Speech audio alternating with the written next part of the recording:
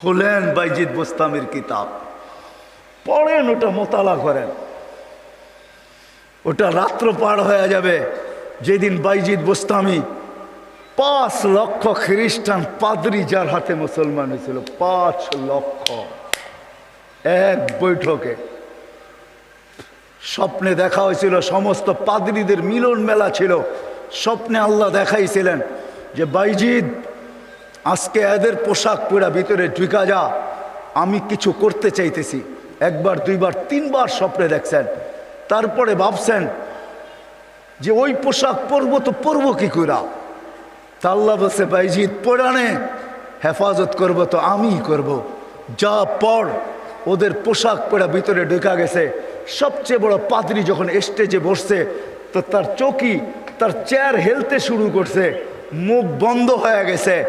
তো বাইজিদের সমস্ত পাদ্রীরা বলছে আপনি আমাদের পোপ, আপনি আমাদের বড়, আপনার থেকে আমরা জ্ঞান পাই, আমাদের ভিতর আলোকিত হয়, আপনি মুখ দিয়া কথা খোলেন না কেন, বলেন না কেন। তো পাদ্রী বলতেছে বলবো তো বলবো কি করে, এখানে একজন মোহাম্মদী আছে। বলবো তো বলবো কি করে, এখানে একজন মোহাম্মদী বসে আছে, যার কারণে আমার চেয়ার হেলতেছে, আমার মুখ বন্ধ হয়ে আসতেছে। সমস্ত পাদ্রীরা বলছে দেখা দেন, গর্দান উড়াইয়া দিব এক্ষণ। বলছে না, জুরুম আসছে বিদায় এটা কোনো দোষণীয় না, এই জন্য গর্দান উড়াইয়া দিবে, এটা হয় না। আমি একে পরীক্ষা করব, যদি এ পাশ করে তাহলে ছেড়া দিব, আর যদি পাশ না করে তাহলে আর গর্দান উড়াইয়া দিব। 62টা প্রশ্ন করছিলেন, 62টা। কয়টা? কয়টা? কয়টা? 62টা বলার সময় আমার কাছে নাই, একটা বললাম 62টার ভিতরে। বলছিল কুকুর ঘেউঘের ভিতরে কি বলে। 62টা যখন পুরা বলা দিছেন তো জিজ্ঞাসা করছে আমি সত্য বলছি। তো পাদ্রী বলতেছিল সাদাক্তা, তুই সত্য বলছ। বলে তুমি 62টি প্রশ্ন করছো, আমি একটার জবাব, প্রত্যেকটার জবাব দিছি, আমি তোমাকে একটা প্রশ্ন করব, জবাব দিবে? বলে পড়ো, করো প্রশ্ন। বলে আকাশ আর জান্নাতের চাবি কি? আকাশ আর জান্নাতের চাবি কি? বড় পাদ্রী চুপ হয়ে বসে গেছে। 5 লক্ষ পাদ্রী ধরছে যে 62টার জবাব দিছে, আপনি একটার জবাব দিবেন না, তো দিবেন না কেন? বলছে আমি জবাব জানি, দিলে তোমরা আমাকে মানবে না, মানবে এটা আগে বলো। বলছে অবশ্যই আপনি আমাদের বড় পোপ, যা বলবেন আজকে তাই মানবো। বলে জান্নাত আর আকাশের চাবি হইল লা ইলাহা ইল্লাল্লাহ মুহাম্মাদুর রাসূলুল্লাহ। 5 লক্ষ একবারে মুসলমান হয়েছে ওই বাইজিদ বোস্তামি রহমতুল্লাহ আলাইহির হাতে। হায় হায়, আবু হানিফার জানাজা দেখা 90,000 খ্রিস্টান মুসলমান হয়েছে। জানাজা দেখা, মুর্দা দেখা। ইমাম তাইমিয়ার জানাজা দেখা 50,000 খ্রিস্টান মুসলমান হয়েছে। আহমদ ইবনে হাম্বল রহমতুল্লাহ আলাইহি জানাজা দেখা 60,000 খ্রিস্টান মুসলমান হয়েছে। শুধু শুধু আহমদ ইবনে হাম্বল রহমতুল্লাহ আলাইহি বলেন নাই আমাদের জানাজা আমাদের সততার প্রমাণ। আমাদের সততার প্রমাণ হলো যে আমরা যে সত্য, এটার প্রমাণ হলো আমাদের জানাজা। 60,000 খ্রিস্টান মুসলমান হয়েছে মুর্দা দেখা। জিন্দা অবস্থায় কতটি হয়েছে আল্লাহ জানে। তো যেটা আমি বুঝাইতেছিলাম, ওইখানে আছে কুকুর কি বলে বলো। প্রথম শুরু করছে 1 বলো যেটার 2 নাই, 2 বলো যেটার 3 নাই, 3 বলো যেটার 4 নাই, 4 বলো যেটার 5 নাই, 5 বলো যেটার 6 নাই, 6 বলো যেটার 7 নাই। এরকম 62টা প্রশ্ন করছেন। 62টা প্রশ্নের জবাব দিছেন বাইজিদ বুস্তামি রহমতুল্লাহ আলাইহি। আর বাইজিদ এমনি হয় নাই। ওনার আব্বা ছিলেন না। কাহিনী আমি অন্যদিকে চলে যাব। আমরা তো ছেলে পেলেকে বানাইতে চাই না, মাও আজকে বানাইতে চায় না, বাপও বানাইতে চায় না। আমরা বানাইতে চাই দুনিয়ার এডুকেটেড। রাগ হয় না, পায়ে হাত পড়ি। আপনি সাধারণ শিক্ষায় শিক্ষিত করতে চান, ঠিক না? জেনারেল শিক্ষার মানে কি? ডিকশনারিতে কি লেখা আছে জেনারেলের অর্থ বলো?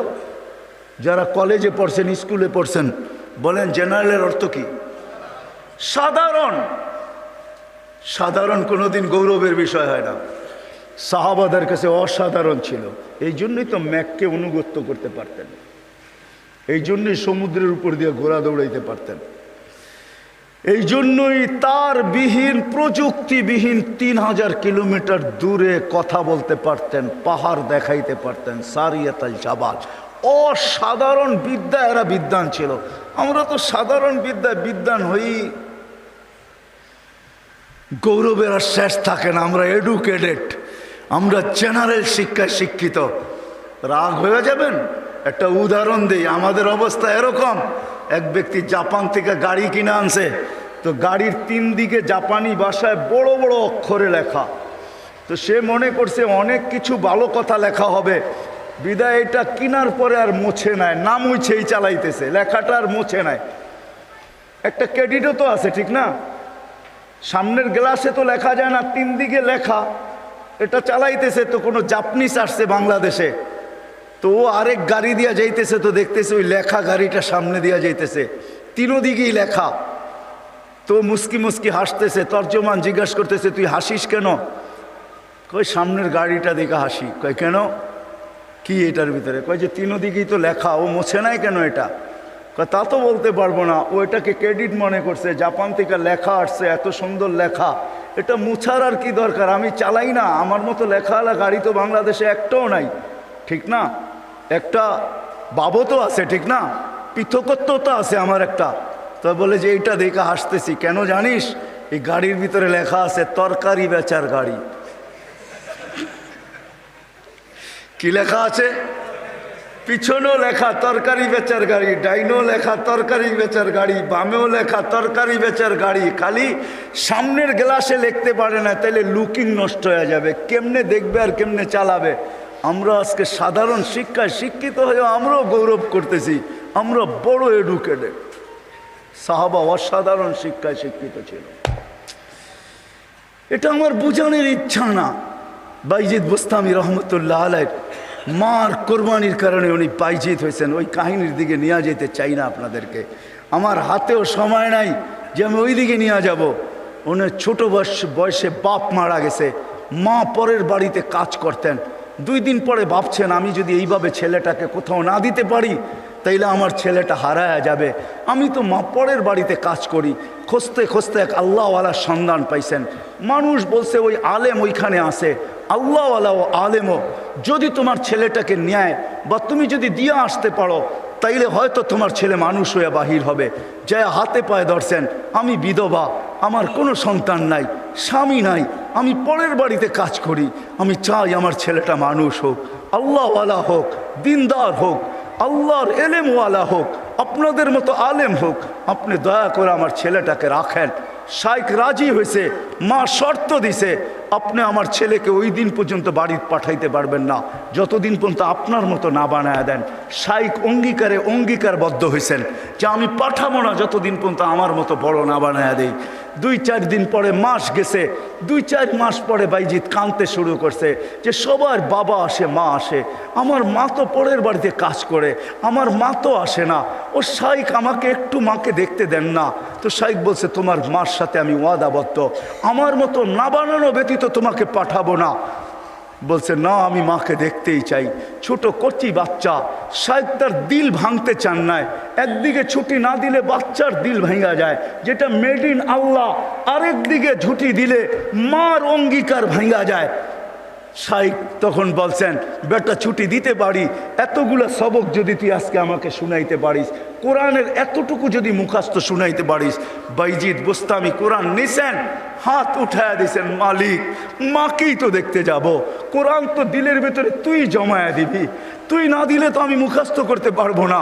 চোখের পানি, কচির ঠোঁটের পানি ছেড়া দিয়া বাইজিদ যখন হাত তুলছেন, পৃষ্ঠা উল্টাইতে ছিল কথা, কোরআন যেন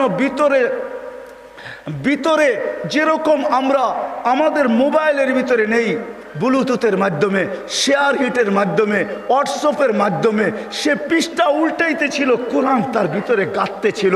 যতটুক সবক শাইখ দিছে এর চেয়ে বেশি যায় বলছে শাইখ রেডি হয়ে গেছে। বলছে তুমি এটা মুখস্থ করলা, তো করলা কি কইরা? মুচকি হাসি দিয়া বলছে, শাইখ কালাম যার সে বসায় দিছে। তো শাইখ বুঝছে এটা কোনো সাধারণ ছেলে না, ছুটি দিছে, বাড়িতে গেছে, দরজা খটখটাইছে। মা জিজ্ঞাসা করছে ভিতর থেকে কে? বলছে বাইজিৎ। বলছে না, আমার বাইজিৎ আসতে পারে না। আমি তো শাইখকে বলে আসছি বাইজিৎ ওই পর্যন্ত আসবে না, যেই পর্যন্ত শাইখের মতো না হয়, আল্লাহওয়ালা না হয়, আমার বাইজিৎ আসবে না। তুমি আমার বাইজিৎ হতে পারো না। মা দরজা খোলেন নাই। মাও এরকম ছিল। এই জন্যই তো বলে মা যদি ফাতেমা হয় তো সন্তান হাসান হোসাইনি হয়, মা যদি ফাতেমা হয় তো সন্তান আব্দুল কাদের জিলানি হয়। মা যদি এরকম হয় তাইলে ছেলেও বাইজিৎ বুস্তামি হয়। বাইজিৎ ফিরে আসছে, এসে বলছে শাইখ আমাকে আর ছুটি দিবেন না। আম্মা দরজা খোলেন নাই। আম্মা মানতেই রাজি ছিল না যে আমি ওনার বাইজিৎ। একাধারে যখন 1 বৎসর 2 বৎসর 12 বৎসর কেটে গেছে, তার পড়া কমপ্লিট হয়ে গেছে। 18 বৎসর বয়সে যখন শাইখ বাইজিৎ বুস্তামি উপনীত হয়েছেন, পড়া কমপ্লিট, রাত্রে তাহাজ্জুদ পড়তেছেন, সেজদায় যখন কাঁদতেছেন, পড়া কাঁদতেছে, শাইখ ঘুমাইতেছে, আল্লাহ রসুল স্বপ্নে আসছেন। আর আয়সা বলতেছে ওঠো বাইজিৎকের কাছে যাও, তোমার মাথার পাগড়ি বাইজিৎকে পড়াও, আমরা বেলায়েতের পাগড়ি বাইজিৎকে আজকে পড়াইতে চাই। বাইজিৎকে বলো সে যেন কাজ যায় শুরু করে। কমপ্লিট হয়ে গেছে, যাও। তার মা তার জন্য অপেক্ষা করতেছে, বৃদ্ধ হয়ে গেছে, কোনদিন দুনিয়ার থেকে চলে যায়। বাইজিদের মাথায় বেলায়েতের পাগড়ি আমি তোমার মাথায় পড়াইলাম, তুমি বাইজিদ উস্তাদ হিসাবে বাইজিদের মাথায় পড়ায় দাও। যা দেখে বাইজিদ রহমতুল্লাহ আলাইহি সেজদায় পড়ে কাঁদতেছেন। উঠাইছে উস্তাদ, বেটা ওঠ, হয়ে গেছে কাম। কি হয়ে গেছে? আল্লাহর রসুল পাগড়ি আমাকে পড়ায় দিয়ে গেছে, বলছে তোকে পড়ায় দিতে। বেলায়েতের দরজায় আল্লাহ তোকে পৌঁছায় দিছে, হুকুম আসছে যা মার পায়ে যা, আর কালকের থেকে কাজ শুরু কর। ওই দিন যা যখন দরজা খটখটাইছে, মা খুইলা জড়ায়া ধরছেন। আর খুইলা জড়ায়া ধরেন নাই, শুধু পানির গ্লাসের কথা আমরা শুনি, এটা তো কোনোদিন বাস্তবটা শুনি না। মা বুকে জড়ায়া ধরে নিয়া মাও দেখা ফেলছেন, মাও শোনা ফেলছেন। আল্লাহ রসুল মাকেও শোনায়া দিছে। মা বুকে জড়ায়া ধরে বলছে আল্লাহ যেটুক পৌঁছাইছ বাকিটুক আমার দোয়ার দ্বারা পৌঁছায় দেয়। ওই দিন থেকে বাইজিদ অলিকুল শিরোমণি হয়ে গেছে। মা হাত তুলছেন। তো বাইজিদ বুস্তামি রহমতুল্লাহ আলাইহি জীবনীর থেকে আমি বাহির হয়ে গেছি। ওনার জীবনী পড়া দেখেন, কুকুর পর্যন্ত আমাদেরকে সতর্ক করে চলে যেতে হবে, থাকা যাবে না, কেউ থাকবে না। হায় হায়, আমরা যাত্রী, যাত্রা আমাদের চলমান।